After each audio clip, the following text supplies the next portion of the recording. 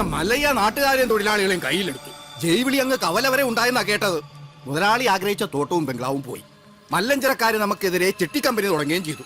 ഇങ്ങനെ പോയാൽ അയാൾ കയറി അങ്ങ് വാങ്ങുന്നു. ആന മതമിളകി വന്നപ്പോഴും നെഞ്ചു വിരിച്ച് നിന്നിട്ടുള്ളവനാടോ ഈ നാഗേന്ദ്രൻ. ഇതിപ്പോ രാഷ്ട്രീയ ഭാവി എന്ന് പറഞ്ഞ ഇളയച്ചൻ കയറി തടസ്സം നിന്നതുകൊണ്ടാ. മല്ലയ്യയുടെ പിന്നിലും പോലീസും രാഷ്ട്രീയം ഒക്കെ ഉള്ളതുകൊണ്ട് നേരിട്ടുള്ള കളി അപകടമാണ്. ഇളയച്ചൻ പറഞ്ഞതുപോലെ ബുദ്ധി കൊണ്ട് കളിക്കണം. വഴിയുണ്ടോ? അവന് ജയ് വിളിച്ച നാട്ടുകാർ തന്നെ അവനെതിരെ തിരിയണം. നമ്മൾ തിരിക്കണം. കാര്യങ്ങളൊക്കെ ഞാൻ തന്നെ ആസൂത്രണം ചെയ്തോളാം. നമ്മുടെ ദശമൂലം ജയിലിൽ നിന്ന് ഇറങ്ങിട്ട് ഇപ്പൊ ടൗണിലുണ്ട്. ആദ്യം അവനെ ഇങ്ങ് വരുത്തിക്കാം.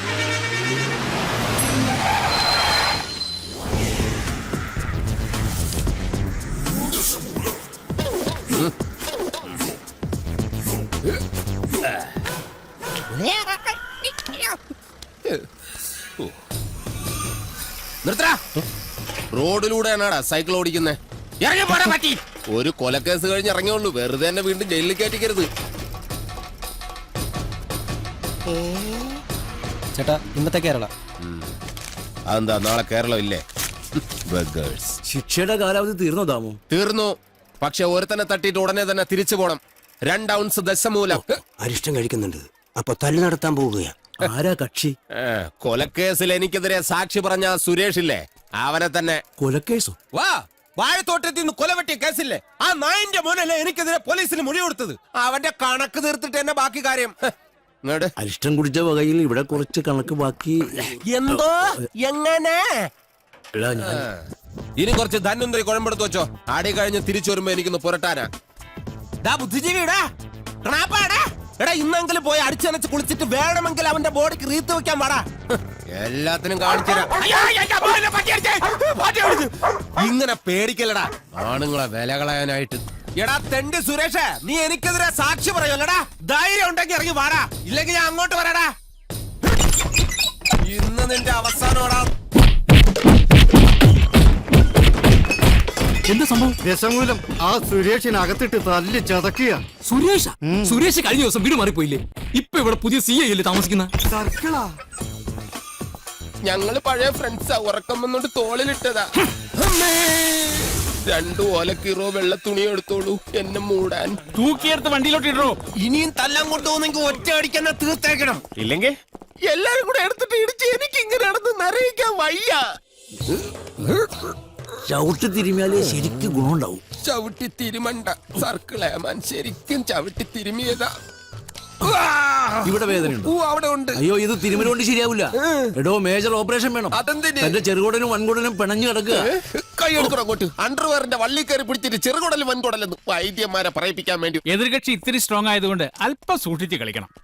എന്തിനും ഉടനടി പ്രതികരിക്കാൻ നിൽക്കരുത്. സാറ് തോറ്റു നിൽക്കുകയാണെന്ന് അയാൾക്ക് തോന്നണം. എന്നിട്ട് അവസരം വരുമ്പോ വെട്ടിലാക്കണം. നമസ്കാരം സാറേ. വൈദ്യർക്ക് സാർ എന്നെ ഇടിച്ച പോയിന്റ് ഒക്കെ കൃത്യമായിട്ടൊന്ന് പറഞ്ഞു കൊടുക്ക്. സദവ് എവിടെയാണെന്ന് വൈദ്യർക്ക് പിടികിട്ടുന്നില്ല. സോറി, വീട്ടിൽ അതിക്രമിച്ച് കയറിയപ്പോ. അയ്യോ, ഓർമ്മിപ്പിക്കല്ലേ പൊന്നെ. അതൊന്നും സാരമില്ല. ഇവൻ ഇതൊക്കെ പതിവാ. മതി. ഇനി മൊത്തത്തിലൊന്ന് വാറ്റി പുഴുങ്ങി എടുത്താ മതി. ഇവനെ കൊണ്ട് വേറെ ജോലിയുള്ളതാ. പണ്ട് പുറന്തലയ്ക്ക് അടിയിട്ടി അതേ കമ്പിയുടെ വണ്ണ. ഈ മതിലുകെട്ടൊക്കെ സർക്കാരിന് നിരോധിച്ചൂടെ ബാക്കിയുള്ളവനെ മെനക്കെടുത്താൻ. ഭാഗ്യം, ബ്രഹ്മചര്യം പോയില്ല. നമുക്ക് പോവാടി ലോൽ പെണ്ണേ.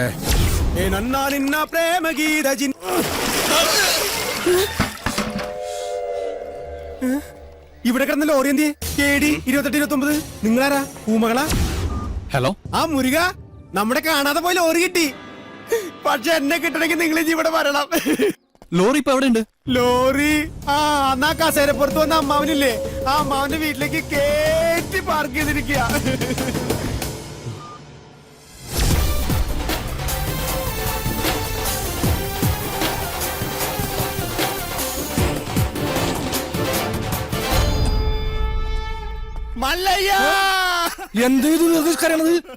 മനുഷ്യരുടെ തല്ലുകൊടുക്കില്ല.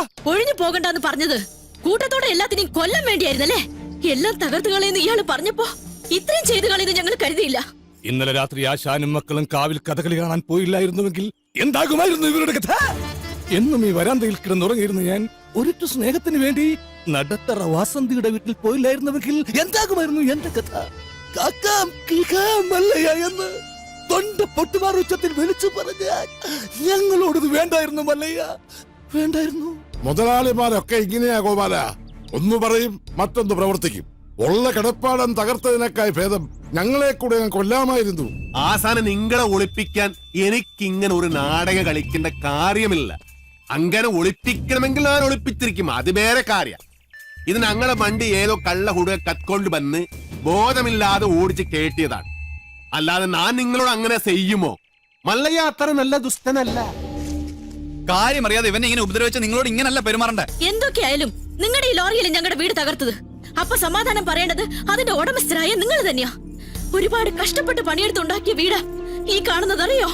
നിങ്ങൾ വിഷമിക്കണ്ട, നിങ്ങൾ വീട് ഇതിൽ നല്ലതായിട്ട് ഞങ്ങൾ കെട്ടിച്ചു വിടും. അത് ന്യായം.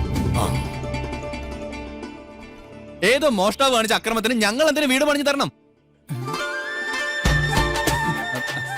എന്നൊക്കെ പറഞ്ഞ് വേണമെങ്കിൽ ഞങ്ങൾക്ക് ഒഴിയാം. പക്ഷേ ഞങ്ങൾ അങ്ങനെ ഒഴിയില്ല. കാരണം ഞങ്ങൾ മനസാക്ഷിയുള്ളവരാ. ഈ വീട് എന്റെ മേൽനോട്ടത്തിൽ ഞാൻ നേരിട്ട് നിന്ന് പണിപ്പിച്ചു തരും. മകനെ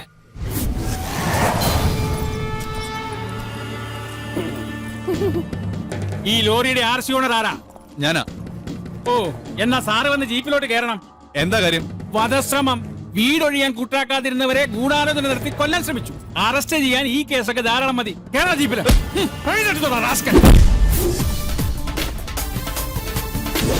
ഒരാളിവിടെ നിൽക്കുന്നുണ്ടല്ലോ സാറേ. വെഡ്ബെടി, ഇതെല്ലാം സുമ്നെ ബേജാർ. വേണ്ട സാറേ, നമ്മുടെ പിടിയിൽ നിൽക്കില്ല. എന്റെ ലാരി കദ്ദ കള്ളനെ നിങ്ങൾ ആദ്യം പിടിക്കും, ബാക്കി പിന്നെ ആലോചിക്കും. അവര് വീട് പണിതു തരാമെന്ന് പറഞ്ഞിട്ടുണ്ട്. അതുകൊണ്ട് ഞങ്ങൾക്ക് ഈ കേസിൽ യാതൊരു പരാതിയില്ല. സാറന്മാര് പോണം. കേട്ടില്ല സാറേ, അവർക്ക് പരാതിയില്ലെങ്കിൽ പിന്നെ സംഗതി പുലിവാലാകെ. ഈ മല്ലയ്യക്ക് കേന്ദ്രത്തിലാ പിടി. വാടോ ലോറി എടുക്ക. ലോറി കൊണ്ടുപോകാൻ വരട്ടെ. വീട് പണി തുടങ്ങിയിട്ട് സാവകാശം ലോറി തന്നു വിടാം. അതുവരെ ഒരു ഉറപ്പിന് അത് ഇവിടെ കിടക്കട്ടെ. ഇവളിന്ത തുമ്പ കഷ്ടാക്കിത്തെ പേറിയേനു.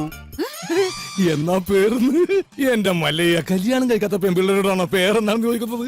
ഇവിടെയൊക്കെ കല്യാണത്തിന് മുമ്പ് പ്രസവിച്ച ചീത്ത പേരാ. പേര് നെയിം. ഓ ഗൗരി. ഗൗരി സരി. വീട് പണി കളിഞ്ഞ് സാവകാശം വണ്ടി തന്നുവിടാം. അതുവരെ വണ്ടി അവിടെ കിടക്കട്ടെ, ഒരു ഉറപ്പിന്. എടാ വണ്ടി തൽക്കാലം മാറ്റിയിട്. ഗൗരിക്ക് സന്തോഷമായില്ല. വണ്ടി എടുത്തോ. ആൾക്കാരൊക്കെ ഒന്ന് മാറിക്കുന്നേ. തലയിൽ വല്ല ഓടാ കീടാ വീണ ആശുപത്രി കൊണ്ടുപോകാൻ ഞങ്ങളെ പറ്റില്ല. മാറുക. പോട്ടെ പോട്ടെ. വലുതും പറ്റിയാ? വടിവാളായിട്ട് എനിക്ക് ചുറ്റും 8 പേരാ. അത് നിസാർക്കാരല്ല, വടക്കമ്മല എന്നുള്ള ടീം. ചട്ടമ്പിയായി ജനിച്ചു പോയില്ലേ, ഓടാൻ പറ്റുമോ? പലപ്പോഴായിട്ട് ഓടിയിട്ടുള്ളല്ലേ, പിന്നെന്താ? ചുറ്റും വടിവാളായിട്ട് നിൽക്കുമ്പോ ഓടാൻ ഗ്യാപ്പ് വേണ്ടേ? മാത്രമല്ല ലോറിയുടെ സ്റ്റിയറിംഗ് ഇതാ ഈ നെഞ്ചിലും. സ്റ്റിയറിംഗ് അല്ല, ഈ ലോറി തൊഴിലാളികളാണല്ലോ അധികം ഗുണ്ടകളും. അങ്ങനെ അരമണിക്കൂർ കഴിഞ്ഞ് ബോധം തെളിയുമ്പോ ഞാൻ അബോധാവസ്ഥയിൽ കിടക്കായിരുന്നു. ഒരു കണക്കിന് ഞാൻ ലോറിക്ക് അടിയുന്നു. റോട്ടിൽ നിന്ന് എഴുന്നേറ്റ് നേരെ പൈപ്പിന്റെ മുട്ടി പോയിട്ട് മൂത്രം പോയ ജട്ടിയും കഴുകി നേരെ ആശുപത്രിയിലേക്ക് പോയി. ഓ ശിവനേ, ഇതെന്ത് പറ്റി ഗോപാല? എല്ലാരും തലയിലും കെട്ടാണല്ല. ജന്മദിനോ ഒന്ന് ആചരിക്കാമെന്ന് കരുതി. അറിഞ്ഞില്ലേ നിങ്ങള്? ഏതോ പരമനാറി മല്ലയുടെ ലോറിയും കെട്ടിന് പോണ വഴി നിയന്ത്രണം വിട്ട ആശാന്റെ ഹൗസിംഗ് അത് ഞങ്ങൾ അറിഞ്ഞല്ലോ. ഏതവനാണ് ലോറി കത്തതെന്ന് മല്ലയ്ക്ക് വിവരം കിട്ടിയിട്ടുണ്ട്. ദമു എന്ത് പറ്റിയടാ? ചായ നെറുകന്തലേ കയറി ബ്ലോക്ക് ആയതാ. ഇനി നീ എങ്ങാനും ഞാനോ? പോടാ. നീ ആരെയും നോക്കണേ ശിവൻകുട്ടി? 11 കാവിലമ്മ വന്നു നോക്കിയതാ. അതിൽ പെങ്ങള് വരുന്നുണ്ട്. അവൾക്ക് കൊടുത്ത് ഹോസ്പിറ്റലിൽ ജോലി ശരിയായിട്ടുണ്ട്. ജോലി ശരിയാക്കി തന്നത് ആരാണെന്ന് നാട്ടുകാർക്കൊക്കെ അറിയാം. അത്ര വലിയ ബന്ധങ്ങളിലേക്ക് പോണോ ശിവൻകുട്ടി? റേഷൻ കട മറന്ന് മണ്ണെണ്ണ വാങ്ങണോ?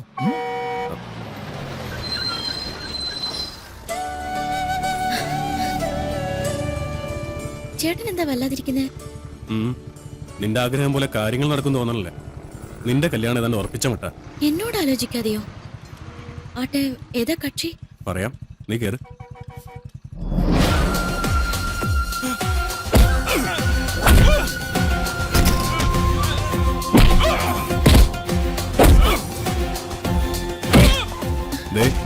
ആ തല്ലുന്നവനാ നിന്റെ ചെറുക്കൻ. ആ ക്രിമിനലോ? അയാളുടെ ശല്യം സഹിക്കാതെ ഞാൻ ഈ നാട്ടിൽ നിന്നേ പോയത്.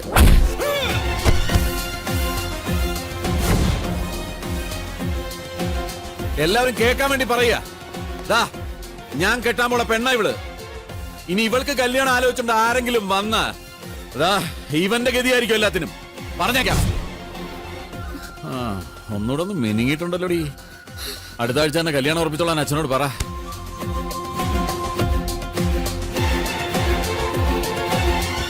എല്ലാവർക്കും വിഷമമുള്ള കാര്യ. പക്ഷേ നാഗേന്ദ്രനെ ധിക്കരിച്ച് നമുക്ക് ഈ നാട്ടിൽ ജീവിക്കാൻ പറ്റൂ? ഈ വീടിന്റെ ആധാരം വരെ അയാളുടെ കയ്യിലാ.